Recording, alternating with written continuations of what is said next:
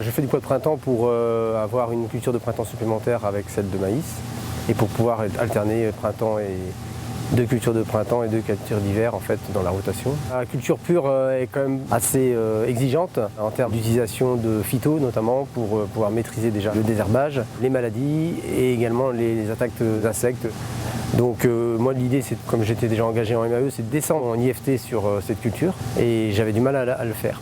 Dans le cadre d'actions collectives agricoles entreprises sur le bassin versant de la Flume, Vincent Grégoire a expérimenté cette année une culture associée entre ses pois et de l'orge. Pourquoi l'orge plutôt qu'autre chose? Parce qu'en notre culture de printemps chez nous, on a du mal à trouver peut-être une autre culture qui vaille le coup. Et elle est intégrable aussi dans ma FAF. Voilà, l'orge, je cherche à avoir de l'orge pour mes truies, pour les porcelets.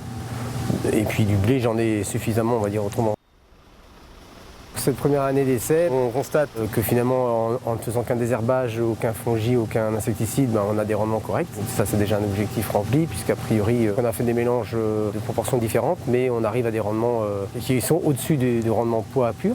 Et une culture qui se tient debout également, donc pas de verse, contrairement aux pois que j'ai pu récolter cette année dans les parcelles à côté. Le plus délicat, je veux dire, c'est au semis, c'est de maîtriser l'homogénéité de semis. On a semé tout dans la même trémie. On a constaté qu'il y a peut-être un petit démélange à se faire lors du semis, entre la graine de pois et la graine d'orge. Après, non, on n'a pas vu de difficulté particulière, effectivement. C'est une conduite quand même plus souple. Au soir de cette première moisson, quelques questions se posent encore à l'éleveur. La question qui se pose, c'est quel est le coût du triage? Parce qu'on va récolter un mélange, mais l'objectif, c'est quand même de pouvoir bien maîtriser les rations. Et après, de gérer aussi la maturité. Bon, a priori, là, la graine d'orge était mûre, hein, mais bon, voilà, est-ce qu'on aura toujours la même maturité entre l'orge et le pois? Bon, cette année, on a réussi à semer fin février. Donc si on se met fin mars, est-ce qu'on aurait quelque chose de différent? Au niveau du tri, on peut se poser la question de s'équiper en propre, ou du moins localement avec en CUMA, pour pouvoir trier dès la récolte. Au niveau du semis, bon, je pense qu'aujourd'hui les CUMA s'équipent et je pense qu'on pourra peut-être trouver des systèmes de double trémie. Mais visiblement, est-ce qu'on a vu vraiment des différences dans la parcelle de plus de pois, plus d'orge? Finalement, c'est plus difficile de l'évaluer. À l'automne, sa récolte de mélange devrait servir de support à une démonstration de tri, mais déjà Vincent Grégoire se projette sur la prochaine campagne.